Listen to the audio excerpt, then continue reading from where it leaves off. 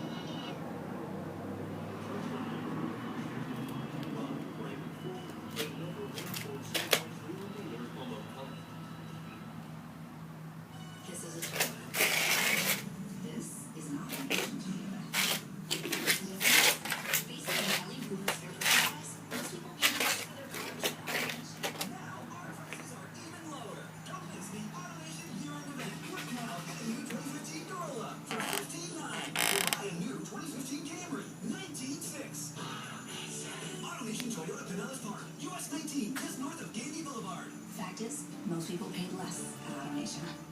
Hey guys, I'm Hazel from the Dolphin Tale movies. It's a wonderful time of year to bring your friends and family for a visit to Clearwater Marine Aquarium. Reconnect with Winter and her fun-loving movie co-stars Hope, Mavis, and that crazy bird Rufus. An expanded look at our rehab areas and truly understand our mission with a new behind-the-scenes tour. Don't miss an amazing outdoor experience with our boating adventures.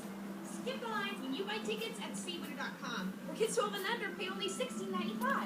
See you soon. Every new year brings a time for New Year's resolutions, to do things you've put off too long. Celebrated his 69th birthday in those Reagan 80s, which were a time of a high point for conservatism. Ronald Reagan brought him to the White House and delivered a toast to him and celebrated his 69th birthday. Today, Obama, Boehner, getting together like that, I don't see it. And that's a shame, and maybe it's a moment for reflection that we take a look at the loss of Governor Cuomo and we say, hey, we need more of this. Just because we can. What kind of president would he have made? I like the thought of what kind of a president he would have made, because I think he could have been a bridge builder. Ideologically, we weren't kindred spirits. The policies here Correct. were liberal. Right. So putting aside some of that in terms of how he'd approach the job, Ernest, I think he'd have been fun to watch. I say that when we listen to his voice, and then we listen to Andrew Cuomo, the current governor of New York, give his the inaugural yesterday, they sound so much alike. Is it the New York? Yeah. Well, Chris Cuomo can turn it on, and you just can't. I mean, it's this. There's such a distinctive sound in the voices. It's remarkable. Well, they have people skills. I mean, Yeah. Chris has those people Yeah, skills. Watch him here on a day-to-day basis, and you immediately see, you know, he's got the gift as well.